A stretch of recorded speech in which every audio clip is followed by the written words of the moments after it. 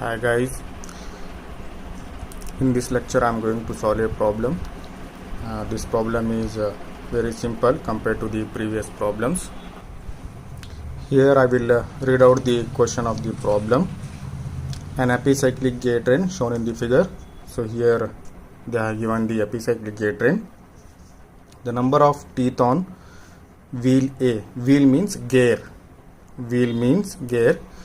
The number of teeth on wheel A, B and C are 48, 24 and 50 respectively. So here they have given three gears A, B, C.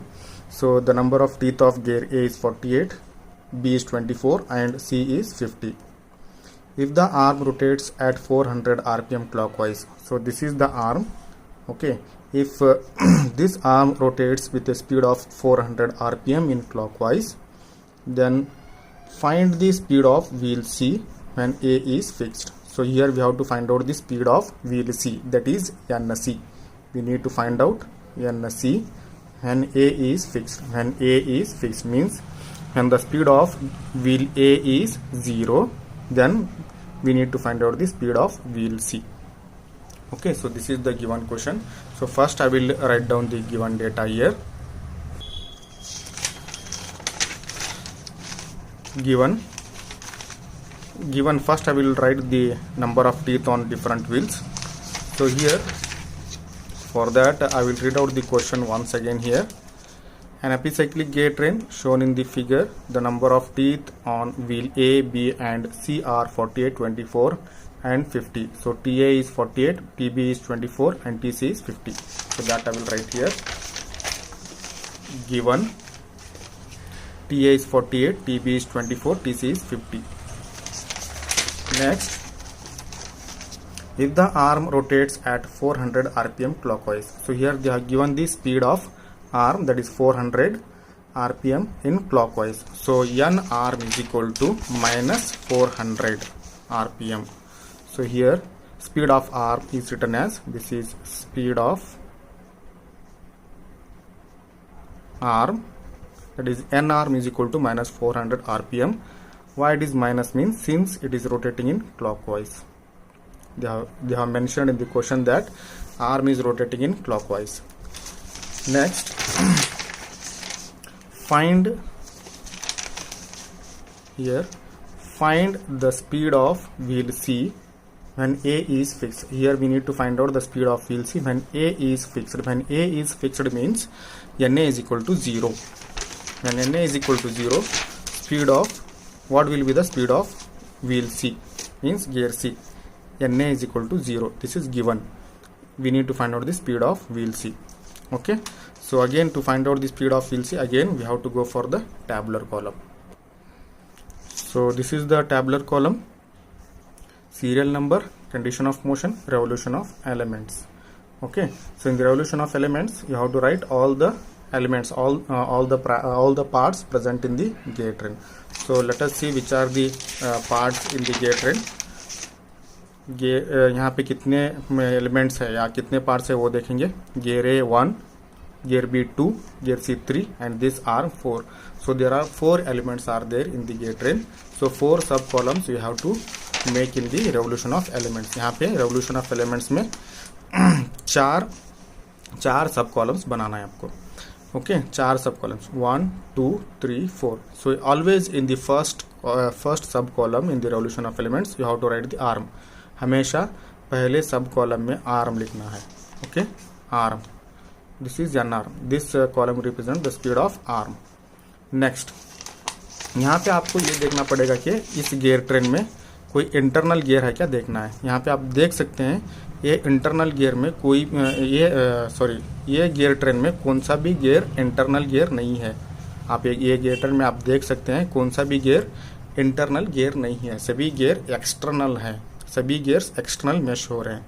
तो जब gear train में internal gear नहीं होता है तो हमको arm के बाद पहले स्मॉलर गियर लेंगे. यहाँ पे इंटरनल गियर नहीं है गियर ट्रेन में, तो इसलिए आर्म के बाद हम सबसे छोटा गियर कंसिडर करेंगे. यहाँ पे सबसे छोटा गियर कौन सा है, आप यहाँ पे देख सकते हैं गियर ए का नंबर ऑफ टीथ 48 है, गियर सी का 50 है और गियर बी का 24 है। तो स्मॉलेस्ट गियर होगा gear B.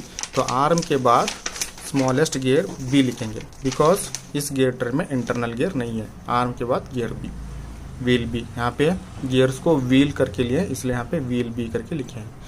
Okay, so this will represent, ये कॉलम जो है ना गियर बी व्हील बी का स्पीड रिप्रेजेंट करेगा।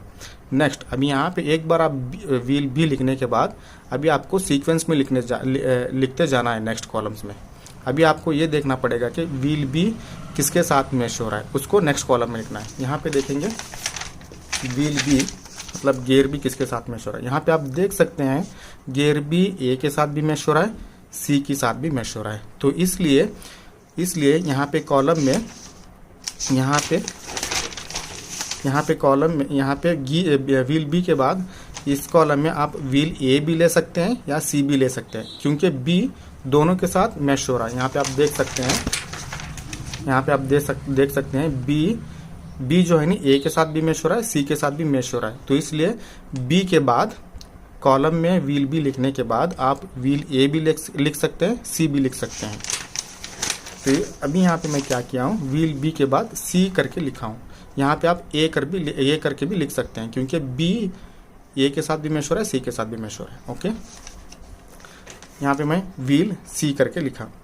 ठीक है, नेक्स्ट बचा कौन सा अभी लास्ट में, गियर बी ए के साथ भी मैच हो रहा है, तो वो लास्ट में लिख देंगे। यहाँ पे लास्ट में लिखा हुआ गियर व्हील ए, मतलब यहाँ पे रेवोल्यूशन ऑफ एलिमेंट्स में आपको सभी पार्ट्स लिखे रहना चाहिए, सभी एलिमेंट्स लिखे रहना चाहिए। तो यहाँ पे चारों हो गए। No conditions, first condition arm is fixed. Okay, arm आपको हमेशा फिक्स कर रखना है। नेक्स्ट, आर्म के बाद कौन सा व्हील है उसको आपको +1 रेवोल्यूशन मोशन देना है। आर्म के बाद यहाँ पे व्हील बी है, इसलिए आपको यहाँ पे क्या लिखना है, and wheel B is making +1 revolution. ये +1 है, wheel B is making +1 revolution in counter clockwise. Counter clockwise बोले तो एंटी क्लॉकवाइज ही। ओके, आर्म इज फिक्स होने के बाद आर्म के बाद जो भी गियर रहता है उसको +1 मोशन देना चाहिए, वही लिखा हुआ है यहाँ पे। ओके, ये कंडीशन के हिसाब से आपको ये कॉलम्स फिल करना है। यहाँ पे देखो, ये कंडीशन के हिसाब से आर्म का स्पीड होगा 0, arm is fixed, arm is fix बोले तो उसका स्पीड होगा 0। ओके, नेक्स्ट व्हील बी का स्पीड, व्हील बी का स्पीड भी है नहीं यहाँ पे कंडीशन में मेंशन किया हुआ है। क्या करके स्पीड दिया हुआ है, +1 रेवोल्यूशन करके दिया, यही +1 यहाँ पे लिखना है व्हील बी का, यहाँ पे ए कंडीशन में मेंशन किया हुआ है। ओके, नेक्स्ट व्हील सी का स्पीड लिखना है। व्हील सी का स्पीड लिखने के लिए आपको यहाँ पे कंडीशन में तो व्हील सी के बारे में कुछ नहीं दिया हुआ है, तो इसलिए व्हील सी का स्पीड लिखने के लिए आपको व्हील सी किसके साथ मैच हो रहा है उसको देखना पड़ेगा। यहाँ पे आप देख सकते हैं गियर ट्रेन में व्हील सी बी के साथ मैच हो रहा है, व्हील सी बी के साथ मैच हो रहा है, व्हील सी बी के साथ मैच हो रहा है। तो बी के नंबर ऑफ टीथ न्यूमरेटर में लिखना है, मतलब ऊपर में। व्हील सी बी के साथ मैच हो रहा है तो बी के नंबर ऑफ टीथ न्यूमरेटर में लिखो। नेक्स्ट, किसका स्पीड लिख रहे हैं आप, व्हील सी का स्पीड लिख रहे हैं। ओके, व्हील सी के नंबर ऑफ टीथ यहाँ पे डिनोमिनेटर में लिखो। ओके, जिसका आप स्पीड लिख रहे हैं उसके नंबर ऑफ टीथ नीचे लिखना है डिनोमिनेटर में। Okay, so next, into wheel C किसके साथ मैच हो रहा है, बी के साथ मैच हो रहा है, तो इसका मैग्नीट्यूड, मतलब ये साइन छोड़ के प्लस हो या माइनस हो कुछ भी हो, ये साइन छोड़ के जो भी वैल्यू रहती है वो वैल्यू यहाँ पे मल्टीप्लाई करना है। यहाँ पे 1 है, ये मैग्नीट्यूड है इसका गियर बी का, तो ये 1 जो यहाँ पे मल्टीप्लाई करना है। ओके, नेक्स्ट ये माइनस साइन कैसे आया बोले तो यहाँ पे देखो व्हील सी बी के साथ मैच हो रहा है, सी बी के साथ मैच हो रहा है। ठीक है, तो यहाँ बी का डायरेक्शन क्या है, प्लस है। ओके, सी बी के साथ मैच हो रहा है, मगर यहाँ पे कंडीशन के हिसाब से बी जो है ना एंटी क्लॉकवाइज, मतलब बी जो है ना काउंटर क्लॉकवाइज, मतलब एंटी क्लॉकवाइज में घूम रहा है। कंडीशन के हिसाब से बी जो है ना एंटी क्लॉकवाइज, ऐसे एंटी क्लॉकवाइज में घूम रहा है।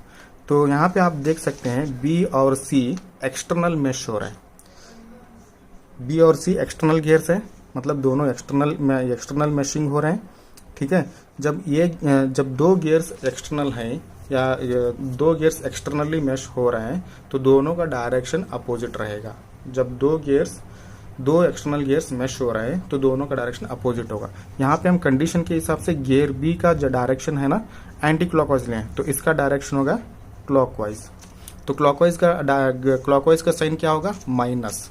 तो सी का डायरेक्शन हुआ भी क्लॉकवाइज, तो क्लॉकवाइज को हम माइनस करके कंसिडर करते हैं। तो इसलिए यहाँ पे माइनस करके लिखा हुआ है। ये होगा। नेक्स्ट जो है व्हील ए है तो इसका स्पीड लिखना है। तो इसका स्पीड लिखने के लिए ये किसके साथ मैच हो रहा है उसको देखना है। व्हील ए का स्पीड लिखने के लिए यहाँ पे व्हील ए किसके साथ मैच हो रहा है वो देखना है।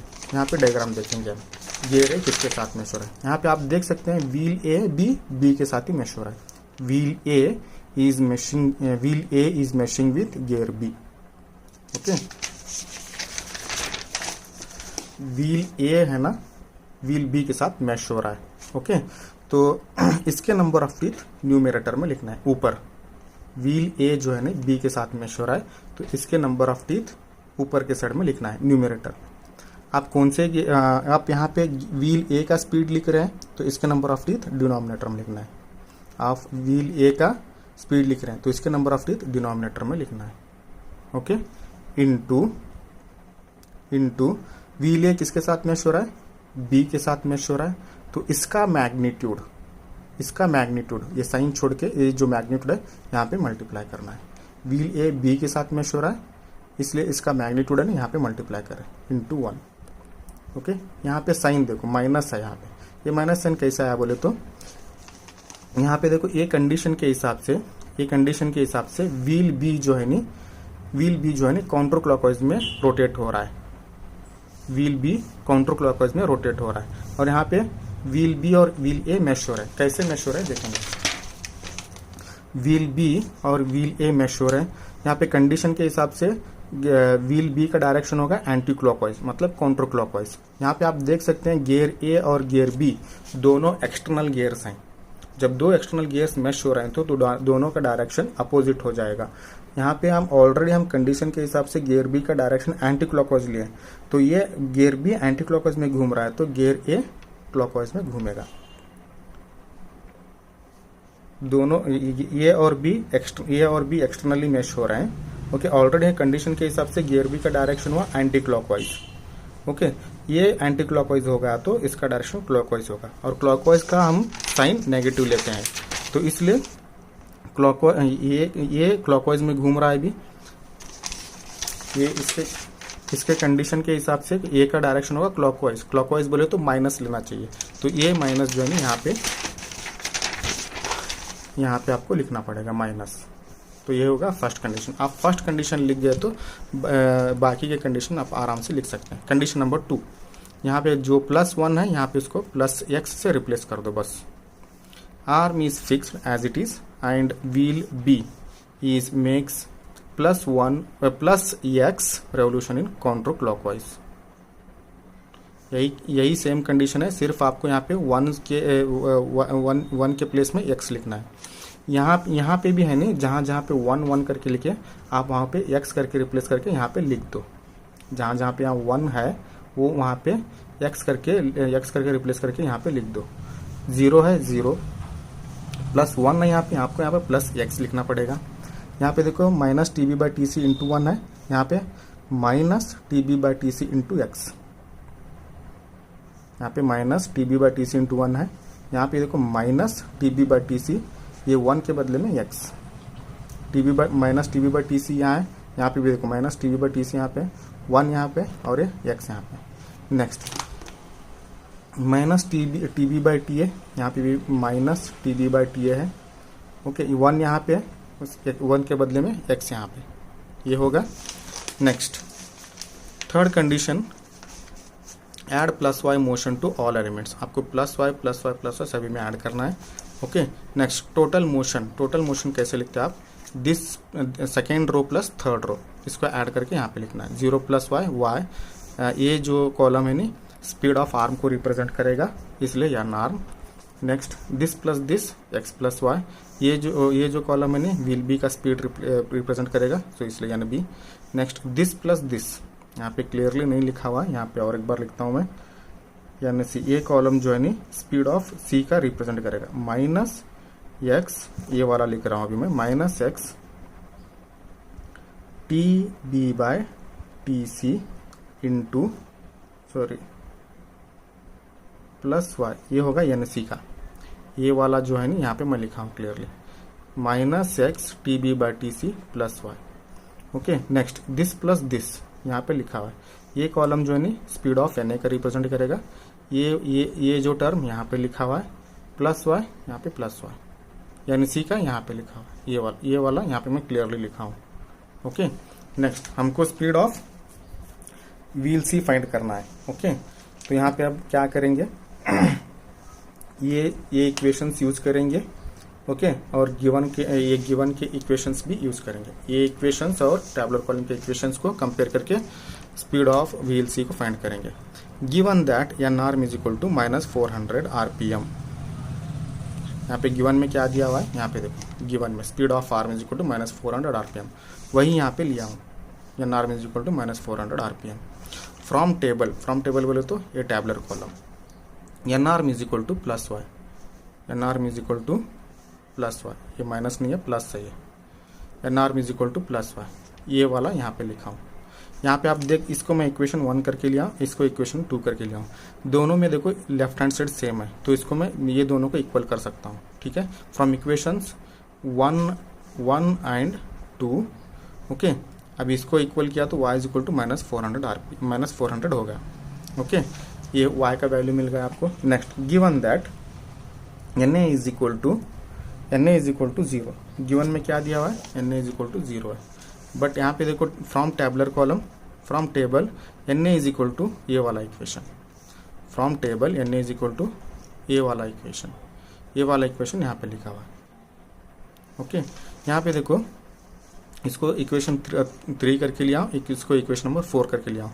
यहाँ पे दोनों की LHS सेम है, लेफ्ट हैंड साइड सेम है, तो राइट हैंड साइड को मैं इक्वल कर सकता हूँ। सो फ्रॉम इक्वेशन 3 एंड 4 दोनों को इक्वल किया तो क्या होगा, 0 is equal to -x T B by T A plus Y.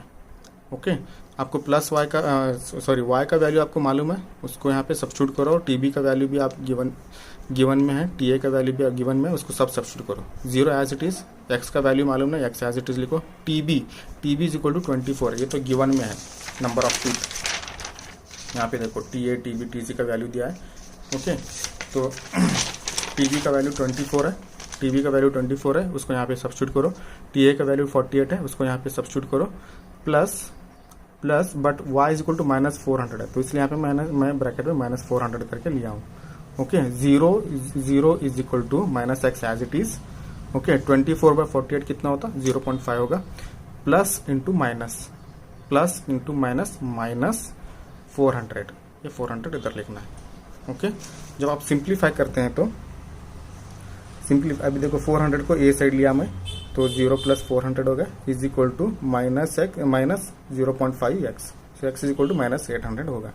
तो हमको क्या चाहिए, स्पीड ऑफ व्हील सी चाहिए, एन सी चाहिए हमको, speed of wheel C. So from table मतलब फ्रॉम टैबुलर कॉलम, ये इक्वेशन है, N C is equal to -x T B by T C plus Y. ये इक्वेशन जो टैबुलर कॉलम से मिला है, यहाँ पे मैं लिख रहा हूँ, वही यहाँ पे जो इक्वेशन लिया है यही इक्वेशन वहाँ पे लिखा हूँ। ओके, यहाँ पे आप सिर्फ आपको वैल्यूज सब्स्टिट्यूट करना है। माइनस एज इट इज लिखो। x का वैल्यू कितना है, -80 है, तो इसको ब्रैकेट में लिखना है। This is very very important. x का वैल्यू, ये माइनस अलग है, बाहर है, ये माइनस ब्रैकेट से बाहर है। ठीक है, माइनस एज इट इज लिखो ऐसे ही। x जो है ब्रैकेट में है, तो ये ब्रैकेट में -800 लिखना चाहिए। Okay, next T B is 24, T C is 50 है, तो यहाँ पे 50 लिखो। Plus as it is, y का वैल्यू -400 है, हम यहाँ पे फाइंड किया है, y is equal to -400, y is equal to -400, यही यहाँ पे सब कुछ करना है, ब्रैकेट में आपको -400 लेना है। ओके, तो N C is equal to तो this is N C is equal to minus into minus plus. Okay, ये सब आप सिंप्लीफाई करके आपको कितना मिलेगा, -16 आंसर मिलेगा। यानी सी इज इक्वल टू आपको आंसर जो है ना -16 करके मिलेगा। तो यहाँ सिंस आपको यहाँ पे माइनस साइन मिल रहा है, तो डायरेक्शन व्हील सी का डायरेक्शन होगा क्लॉकवाइज। यहाँ पे माइनस साइन है, तो माइनस साइन को हम क्या कंसिडर करते हैं, क्लॉकवाइज कंसिडर करते हैं। इसलिए ये 16 आरपीएम -16 आरपीएम हुआ, और माइनस है तो इसलिए इसका डायरेक्शन हुआ क्लॉकवाइज। तो ये होगा प्रॉब्लम। ओके।